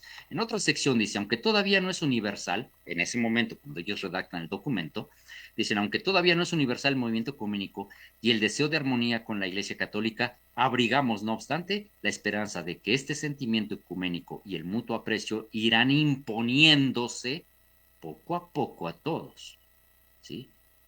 Agrega en la parte de abajo, sabemos que existen graves divergencias entre la doctrina de estos cristianos y la doctrina de la Iglesia Católica, aún respecto a Cristo, verbo de Dios encarnado, y también habla de la Virgen María, pero agrega en lo que está con letras más oscuras. Nos gozamos, sin embargo, viendo a los hermanos separados tender hacia Cristo como fuente y centro de la comunión eclesiástica. Movidos por el deseo de la unión con Cristo, se sienten impulsados a buscar más y más la unidad y también a dar testimonio de su fe delante del mundo. ¿Qué tiene que decir la sierva del Señor a esto? Los protestantes se han entremetido con el papado y lo han patrocinado. Han hecho transigencias y concesiones que sorprenden a los mismos papistas y les resulta incomprensible. Los hombres cierran los ojos ante el verdadero carácter del romanismo, ante los peligros que hay que temer de su supremacía. Hay necesidad de despertar al pueblo para hacerle rechazar los avances de este enemigo peligrosísimo de la libertad civil y religiosa. Esto que impulsa a Roma, hermano, parece que a los ojos de nosotros no pasa nada. Estamos ignorando, hermanos, qué es el verdadero carácter de Roma. Sí. Avanzo, hermanos, porque quiero llegar a una parte interesante. Ya aquí en el documento estamos llegando a la conclusión y dice, este sagrado concilio exhorta a los fieles a que se abstengan de toda ligereza e imprudente celo que podría perjudicar el progreso de la unidad. O sea, les dicen a sus fieles, mira, vas a impulsar el movimiento ecuménico. ¿De qué te debes de abstener? ¿De toda ligereza o de un imprudente celo? No, pero es que yo, mira, me defiendo, me postulo y no me muevo de aquí. Y no, no, no, eso no ayuda. Eso perjudica el progreso de la unidad. Si usted manifiesta celo, hermano, por su convicción, esto no es algo deseable para Roma. Dice, esto perjudica, ¿sí? Eh, muy bien. Este documento me llamó la atención, quizá no sé si, a ver, voy a hacer un poquito más pequeño, si se aprecia, hermanos. Este documento, repito, es un documento oficial. Yo lo descargué allí, lo pueden descargar ustedes, pero miren cómo termina. A mí me llamó la atención cómo termina este documento oficial. Está fechado Roma en San Pedro, 21 de noviembre de 1964, que es el tiempo del Concilio Vaticano II. Y miren cómo termina. Yo, Pablo, obispo de la Iglesia Católica. ¿A quién le atribuyen la autoría de este documento? A Pablo. Imagínense eso. No podemos ver cómo la Iglesia romana puede exonerarse de la acusación de idolatría. Y esta es la religión que los protestantes están comenzando a considerar tan favorablemente, que eventualmente se unirá con el protestantismo. Sin embargo, esta unión no ocurrirá por un cambio en el catolicismo, porque Roma nunca cambia. Pretende ser infalible. Quien cambiará será el protestantismo. La adopción de su parte de ideas liberales lo pondrán en una posición en la cual puede estrechar la mano del catolicismo. Hermano, es que voy a ir a predicarles para que cambien. Roma no cambia. Quien ha agarrado falsas doctrinas ataca el mensaje. Esta persona, hermano, ya se ha definido. Yo no quiero decir que haya imposibles, no estoy diciendo eso. La sierva del Señor dice que aún dentro de la Iglesia Católica hay fieles que en su momento, conociendo la verdad, abandonarán esas filas y vendrán a engrosar las filas de la verdad. Pero Roma no cambia. Mentira, que hoy es una iglesia amorosa. No, hermanos, es un camaleón. Ahora, ¿qué experimentaron aquellos que nos antecedieron en los inicios del movimiento adventista? Ellos experimentaron algo que es digno de considerar. Lo que voy a leer aquí está registrado en el libro de Primeros Escritos. Atención, hermanos, por favor, les ruego, ponga mucha atención. ¿Cuál fue la recomendación de la hermana White cuando a ellos les tocó experimentar lo que hoy estamos experimentando? Voy a poner el contexto. Cuando se empezó a predicar el mensaje de la segunda venida del Señor, muchos se unieron a ese mensaje. Entre ellos estaban iglesias metodistas, iglesias bautistas, muchas denominaciones predicaban la segunda venida del Señor. Es decir, había en ese momento, se dio una unidad en un mensaje, en una verdad bíblica. Cuando pasa, hermanos, el chasco, muchos abandonan, ¿sí? Ya no quisieron estar más unidos en ese mensaje y dijeron, bueno, esto ya resultó un chasco, ya no queremos saber más nada. Y volvieron a sus iglesias. Cuando se les presenta a ellos la verdad del sábado, ellos dijeron, nosotros no queremos saber nada. Somos adventistas, sí. Esperamos la venida del Señor, sí. Pero nosotros no queremos saber nada del sábado. Ahora, había gente en ese momento, hermanos, que decían, bueno, pues son adventistas. Ya tienen algo en común con nosotros, ya esperan la venida del Señor, solamente les falta el asunto del sábado. Vamos para con ellos para enseñarles. Esa era la idea de algunos hermanos. Vamos a enseñarles, ya, somos hermanos, ya tienen algo en común, ya esperan la venida del Señor, solo les falta el sábado. Vayamos a adoctrinarlos para que se conviertan. ¿Qué recomendó la hermana White cuando esta situación se empezó a dar en la mente de algunos hermanos que en ese momento pensaban que podían lograr algo? Miren, me fue mostrado que los falsos pastores estaban ebrios, pero no de vino, tambaleaban, pero no por el efecto de bebidas fuertes. La verdad de Dios está sellada para ellos, no pueden leerla. Cuando se los interroga acerca de lo que es el reposo el séptimo día, si es o no el verdadero sábado de la Biblia, desvían la mente hacia fábulas. Vi que muchos de estos pastores habían negado lo que Dios había, vi que muchos de estos pastores habían negado lo que Dios había enseñado antes. Habían negado y rechazado las verdades gloriosas que una vez defendieran. Fíjense, son iglesias, o sea, seguían congregándose. Pero muchas verdades, e incluso algunos, la propia venida del Señor, la empezaron a negar. O sea, verdades que en un momento defendieron, ahora las negaban. Vi que estaban borrachos de error y que conducían a su grey a la muerte. Muchos de los que se oponen a la verdad de Dios maquinan daños en su cabeza sobre sus camas. De día llevan a cabo sus perversos designios. Para abatir la verdad y presentar algo nuevo que interese a la gente, y la distraiga de la verdad preciosa y de suma importancia. Estos pastores no querían saber más nada de la verdad. No estaban dispuestos ya a aceptar más nada, pero sin embargo seguían en sus iglesias, seguían congregándonos y en algunas cuestiones creían igual que los adventistas del séptimo día. Bien, ¿qué agrega la sierva del Señor respecto a ellos? Los diferentes grupos de quienes profesan ser creyentes adventistas, fíjense bien, atención, ya en el tiempo de la hermana White, había diferentes grupos que se llamaban adventistas, pero había, por ejemplo, adventistas dominicales, ¿sí? Pero eran adventistas. ¿Qué tenían en común? Esperaban la venida del Señor, pero no tenían todas las verdades que hicieron a los adventistas del séptimo día. Entonces dice, los diferentes grupos de quienes profesan ser creyentes adventistas tienen cada uno un poco de verdad. ¿Era cierto que el Señor, que la segunda venida del Señor se tendría que producir? Sí, eso es una verdad, sí, pero guardaban el domingo. Pero miren que agrega la sierva del Señor.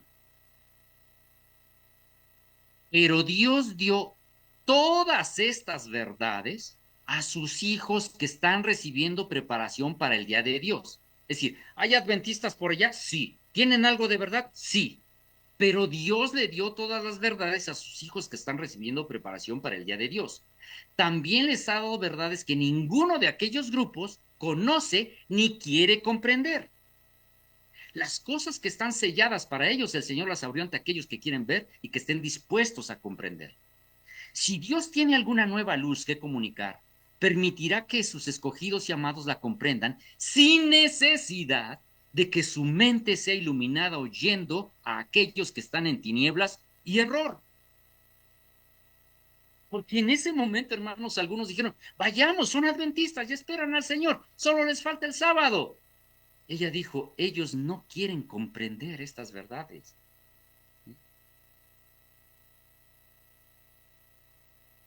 Y dice, si hay alguna nueva luz que comunicar a su pueblo, si hay algo que enseñarle, el pueblo no tiene necesidad de que su mente sea iluminada oyendo a aquellos que están en tinieblas y error.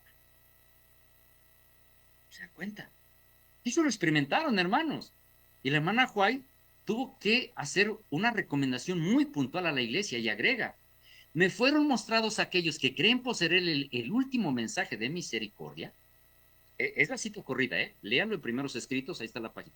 En este contexto de aquellos que tenían parte de la verdad, pero no toda la verdad, y que algunos pensaban que algo se podía hacer con ellos, dije, me fueron mostrados aquellos que creen poseer el último mensaje de misericordia y la necesidad que tienen de estar separados de los que están bebiendo diariamente nuevos errores. Y en ese contexto que acabo de explicar ella es cuando pronuncia estas famosas palabras que muchos hemos leído. Vi que ni los jóvenes ni los ancianos deben asistir a sus reuniones. Pero hermana Juan, le vamos a predicar. Vi que ni los jóvenes ni los ancianos deben asistir a sus reuniones, porque es malo alentarlos así mientras enseñan el error que es veneno mortal para el alma, mientras presentan como doctrinas los mandamientos de los hombres. La influencia de tales reuniones no es buena. Atención, porque algunos dicen, no, yo les voy a enseñar, yo no voy a oír lo que me dicen. No, fíjate lo que te recomienda la hermana White y de lo que te advierte. La sola influencia de esas reuniones no es buena. O sea, no necesitas sentarte una semana a escucharlos. La sola influencia de esas reuniones no es buena. Si Dios nos ha librado de tales tinieblas y error, debemos destacarnos firmemente en la libertad con que nos emancipó y regocijarnos de la verdad. Dios siente desagrado hacia nosotros cuando vamos a escuchar el error, sin estar obligados a ir. Porque a menos que nos mande a aquellas reuniones donde se inculca el error a la gente por el poder de la voluntad, no nos guardará. Los ángeles dejan de ejercer su cuidado vigilante sobre nosotros y quedamos expuestos a los golpes del enemigo para ser entenebrecidos y debilitados por él, y por el poder de sus malos ángeles, y la luz que nos rodea se contamina con tinieblas. Hermano, más claro, yo creo que no hay mucho que agregar. La cita es bastante clara, bastante específica. Repito, había gente que decía, son adventistas, solo les falta el sábado, vayamos a sus reuniones. La sierva del Señor dijo, no, no es bueno que vayan. Y muy bien. ¿Cuál sería la recomendación, hermanos? Espérenme, déjenme ver si. Sí. ¿Cuál sería la recomendación para nosotros? Estamos terminando prácticamente. Quiero irme rápido con esto. ¿Cuál sería la recomendación para nosotros en nuestros días, hermanos? ¿Qué tendría que decirnos la sierva del Señor? Miren, hermanos. Esta cita que está en Historia de la Redención 3:38 dice, el gran adversario trató entonces de obtener por medio de la astucia lo que no había logrado por medio de la fuerza. El enemigo sabe que si no logra algo a la fuerza, lo va a lograr con astucia. Roma dijo, ya hice la persecución a los cristianos y no me funcionó. Ahora va a hacer algo más astuto. La persecución cesó y su lugar lo ocuparon las peligrosas tentaciones de la prosperidad temporal y los honores mundanos. Atención, hermanos, miren. Se indujo a los idólatras a aceptar parte de la fe cristiana mientras rechazaban otras verdades esenciales. La iglesia se podría gozar porque ellos tienen parte de la verdad. Solo les falta un poco. Esto, hermanos, es algo que es un plan de Satanás. Induce a algunos, aquí los llama idólatras en ese caso, a aceptar parte de la fe cristiana. A ver, ¿qué tenemos en común? Guardo el sábado, yo digo que hay 7 pilares, que el mensaje los trae. Tenemos algo en común. Parte de la fe cristiana. Mientras rechazaban, ¿qué? Verdades esenciales. Profesaban aceptar a Jesús como hijo de Dios y creer en su muerte y su resurrección, pero no estaban convencidos de pecado, no sentían necesidad de arrepentimiento ni de cambiar su corazón. Con algunas concesiones de su parte, propusieron que los cristianos también las hicieran, para que todos se pudieran unir sobre la plataforma de la fe en Cristo. ¿Es nuevo, hermanos, lo que el enemigo hace? No. ¿Es nuevo lo que Roma hace? No, ya lo experimentó. Hace concesiones y dice, bueno, yo voy a hacer esta concesión y tú, no, pues yo también. Y de esa manera, hermanos, se pretende una unidad sobre la plataforma de Cristo. La iglesia entonces, cuando esto pasó, se encontró en un terrible peligro. Las prisiones, la tortura, el fuego y la espada eran bendiciones en comparación a esto. Peligrosísimo. Aparentemente inofensivo, pero peligrosísimo. Algunos cristianos se mantuvieron firmes y declararon que no podían transigir. Otros razonaron que si cedían o modificaban en algunas de las características de su fe y se unían con los que habían aceptado parcialmente el cristianismo, por este medio se podía lograr su plena conversión. Hermano, si tú en tu cabeza tienes el hecho de que, es que me invitaron y voy a ir a predicar y se van, es un engaño del enemigo. Aceptan parte de la verdad y te dicen, sí, creemos, vente, hermano, yo también creo en el mensaje de los 3 ángeles, yo también guardo el sábado, yo también la profecía de los 1300 días, vente. Y usted dice, se van a convertir, ya tienen parte de la verdad. Y usted piensa que por ese medio se va a lograr su plena conversión, dice la hermana White. Esto es un terrible peligro, peor que la prisión, la tortura, el fuego y la espada. No, hermanos. Fue un periodo de profunda angustia para los fieles seguidores de Cristo. Bajo el manto de un pretendido cristianismo, Satanás mismo se estaba insinuando en la iglesia para corromper su fe y apartar las mentes de la palabra de la verdad. ¿Usted cree que el enemigo ha cambiado? Si ya le dio resultado. En algún estudio que tuvimos hace poco vimos cómo incluso aquellos que se llamaban impulsores de la reforma atacaban la reforma. El enemigo conoce de esto, hermanos. ¿Sí? Tengo que ir avanzando. Dice, aunque debemos amar las almas por las cuales Cristo murió, No debemos transigir con el mal. No debemos unirnos con los rebeldes y llamar a eso amor. Ah, porque alguno puede, ay hermano, pero qué severos son, sostén propio es severo, no tiene amor, no hay justicia, no se trata con amor al pecador, entonces, ¿cuándo los vamos a alcanzar? Hermano, sencillamente nos sujetamos a lo que está escrito. No debemos unirnos con los rebeldes y llamar a eso. Dios requiere de su pueblo en esta época del mundo que se mantenga de parte de lo justo tan firme como lo hizo Juan cuando se opuso a los errores que destruían las almas. Su testimonio acerca de la vida y la muerte del Señor era claro y eficaz. Hablaba con un corazón que rebosaba de amor hacia su Salvador y ningún poder podía detener sus palabras. El Señor mismo, hermanos, en el libro de Apocalipsis dice, yo reprendo y castigo todo el que amo.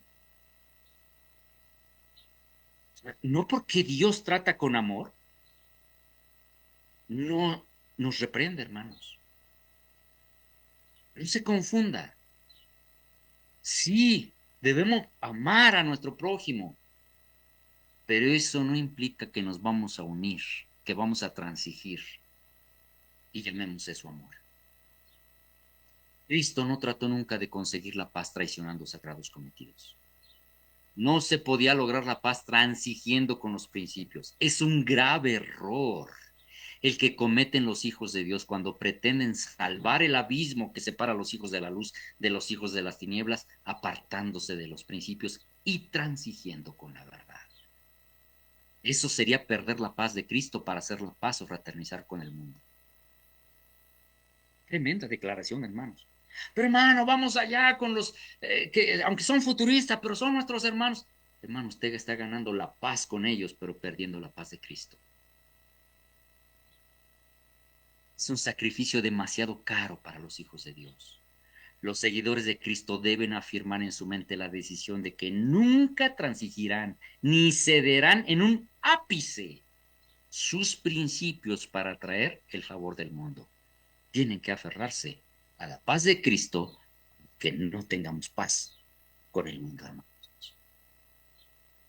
Toda estratagema que pueda sugerir el príncipe de las tinieblas será empleada para inducir a los siervos de Dios a confederarse con los agentes de Satanás.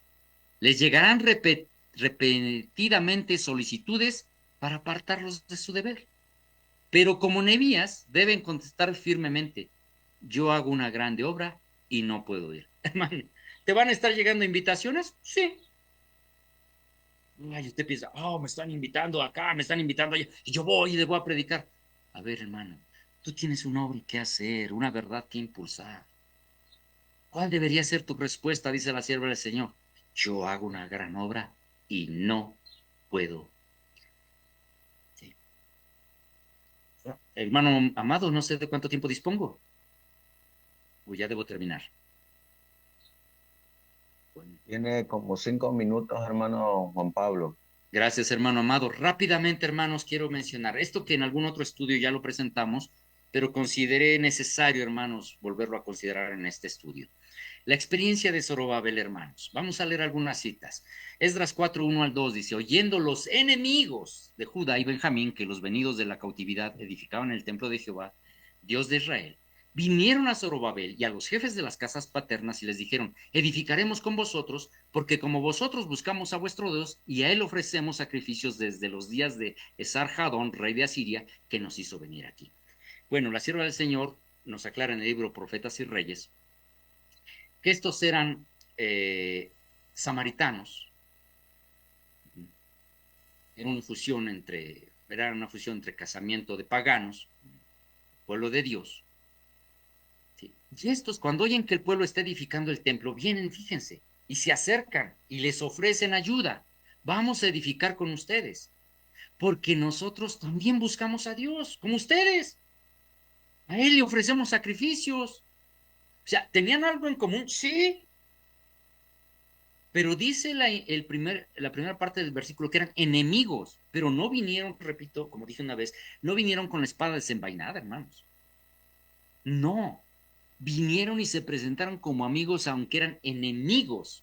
Y les dijeron, les queremos ayudar. Vamos a trabajar juntos.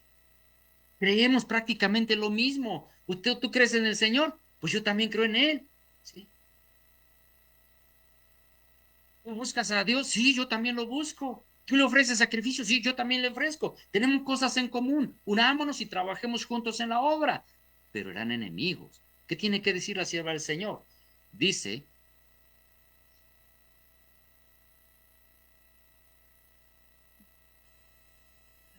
o sea, ya no quiere cambiar, ya se cansó.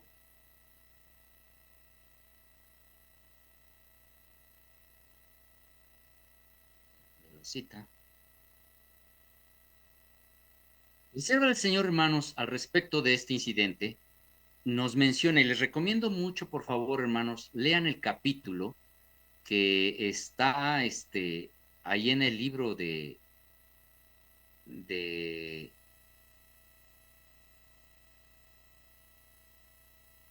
Profetas y Reyes. Ya está aquí la cita, dice.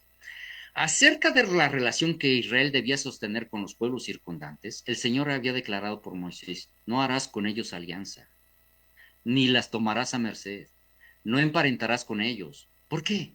¿Por qué no hacer alianza con ellos? Porque desviará tu hijo en pos de mí, servirán a dioses ajenos, y el furor de Jehová se encenderá sobre vosotros y te destruirá presto. Sí. Los principios presentados en el libro de Deuteronomio para la instrucción de Israel deben ser seguidos por el pueblo de Dios hasta el fin del tiempo. La verdadera prosperidad depende de que continuemos fieles a nuestro pacto con Dios. Nunca podemos correr el riesgo de sacrificar los principios aliándonos con los que no le temen. Esto lo escribe la sierva del Señor en el contexto de lo sucedido con Zorobabel. Y dice, existe el peligro constante de que los que profesan ser cristianos lleguen a pensar que a fin de ejercer influencia sobre los mundanos deben conformarse a cierta medida al mundo. Sin embargo, aunque una conducta tal parezca ofrecer grandes ventajas, acaba siempre en pérdida espiritual.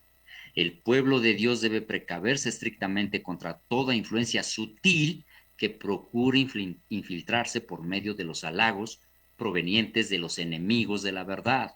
Sus miembros son peregrinos y advenedizos en este mundo y recorren una senda en la cual les acechan peligros. No deben prestar atención a los subterfugios ingeniosos e incentivos seductores destinados a desviarlos de su fidelidad. Aquellos que decían, creemos lo mismo, les ofrecían ayuda. Y entonces aquí, hermanos, nosotros podíamos pensar, bueno, pues creemos casi lo mismo. Uh-huh. Trabajemos juntos. Juntos vamos a llevar este mensaje adelante. Hermano, no. Eran enemigos de la verdad, pero que vinieron y se presentaron como amigos. El pueblo, Zorobabel y los jefes de las casas paternas dijeron, no, no tenemos nada que ganar aquí. Esto no es bueno unirnos con ellos. En tiempos de construcción del templo, la ayuda cualquiera afuera parecía ser buena, porque la obra era grande. Hoy la obra es grande y pareciera que todo lo que parezca ayuda para impulsar la obra es bueno. No, hermanos. Zorobabel y los jefes de las casas paternas dijeron, no, no nos conviene edificar casa al Señor con ustedes, la edificaremos nosotros solos. ¿Por qué, hermanos, como pueblo adventista, en la actualidad, historicistas, nos cuesta mantenernos en esta misma línea? No nos conviene trabajar con aquellos que son enemigos de la verdad, hermanos. Debemos mantenernos firmes, ¿sí?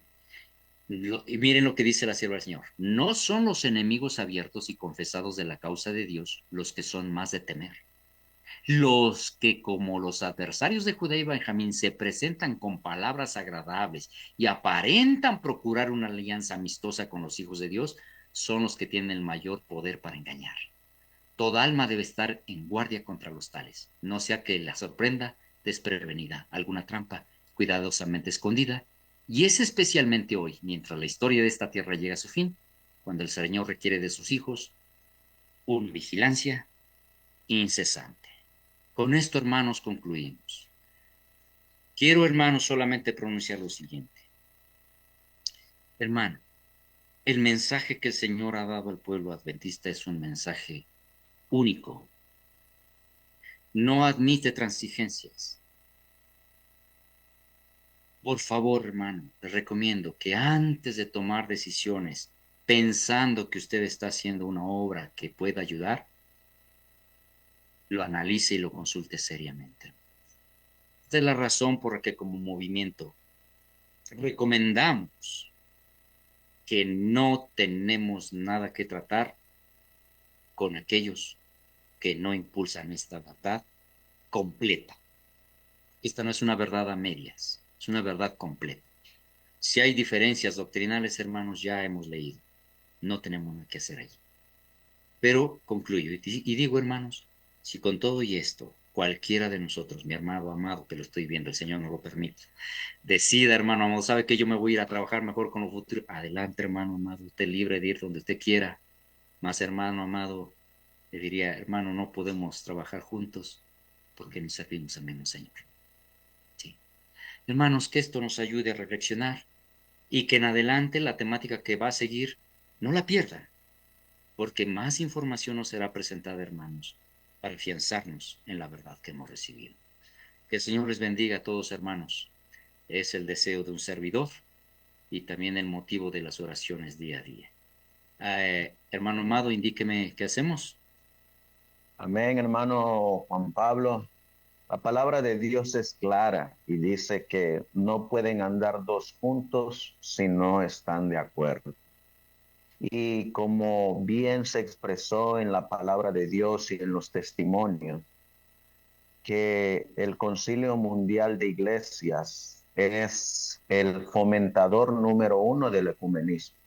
Para nuestros hermanos que entraron posteriormente, ya después de que usted había comenzado la presentación, hermano Juan, solamente les dejamos en pantalla el documento que usted presentó donde tomó las citas del ecumenismo, que es, si no me equivoco, Unitatis Redintegratio. Es correcto. Muy bien, solo para nuestros hermanos que quieran ahondar más en este asunto del ecumenismo y por aquellos que entraron posteriormente tarde y no pudieron ver de dónde es que usted sacó esa información del ecumenismo y que lo pueden bajar del internet como usted bien lo menciona. Pues gracias, hermano Juan Pablo, nuestros hermanos que nos están acompañando a través de estos medios de comunicación. Hoy por la tarde los seguimos invitando para que nos acompañen en la presentación que estamos llevando el día de hoy. En unos minutos más estará el hermano Alejandro Maya presentando el tema también en relación a los tiempos de apostasía y ecumenismo. Y nuestro hermano Juan Pablo Arellano nuevamente estará con nosotros en la mesa de análisis a las 4 de la tarde, hora de México.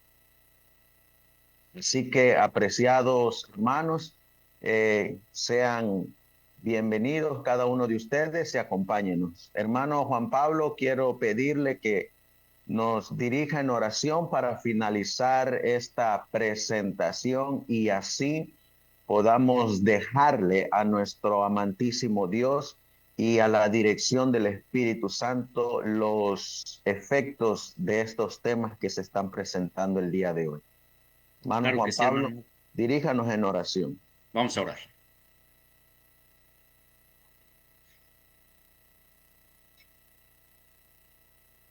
Una vez más, Padre Santo, nos postramos delante de su presencia. Y agradecemos, Señor, porque pese a nuestras imperfecciones, pese a nuestra humanidad tan deficiente, usted, Señor, su palabra la hace sobresalir de todo razonamiento humano. Amén. Por lo tanto, Padre, agradecemos como su pueblo de que nos advierta de los peligros que nos amenazan en los tiempos que vivimos. No podemos menos, Señor, que sorprendernos de lo hábil, de lo astuto que es el plan del enemigo para desviar a su pueblo de la verdad.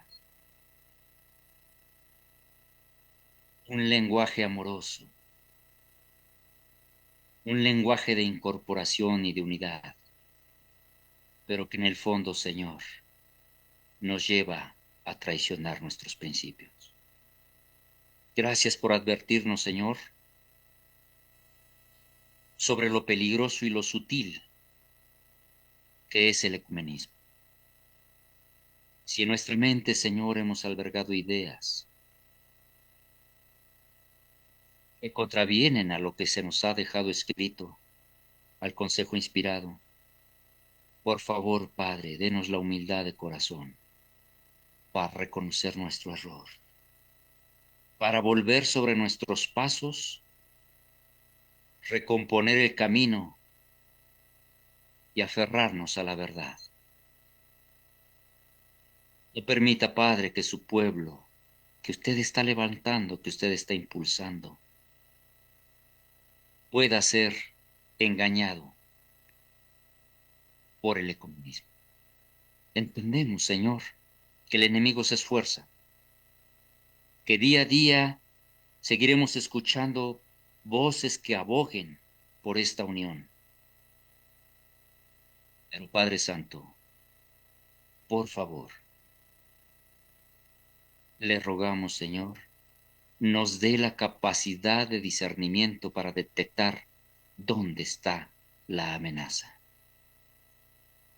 Bendiga a su iglesia congregada de toda la tierra, Señor, aquellos que usted está levantando para llevar adelante este mensaje, y permita que su Santo Espíritu, tanto a ellos como a nosotros, nos siga capacitando en la comprensión de estos mensajes. Rogamos que su Santo Espíritu siga acompañándonos durante el transcurso de este Amén. día en los temas que seguirán siendo presentados. Amén. Utilice a sus siervos, Alejandro Maya y Miguel Amado, para las presentaciones que vendrán adelante, Señor. Amén. En sus manos quedamos, Padre Santo, y agradecemos estas bondades en el bendito nombre de nuestro Señor Jesucristo. Amén. Amén. Amén. Gracias, hermano Juan Pablo, por habernos acompañado. De igual manera, a nuestros hermanos que nos están acompañando, cortaremos transmisión en estos momentos y en unos aproximadamente 5 o 10 minutos nos volvemos a enlazar para continuar con la temática del día de hoy. Bendiciones y que el Señor les bendiga. Hasta luego, hermanos. Gracias.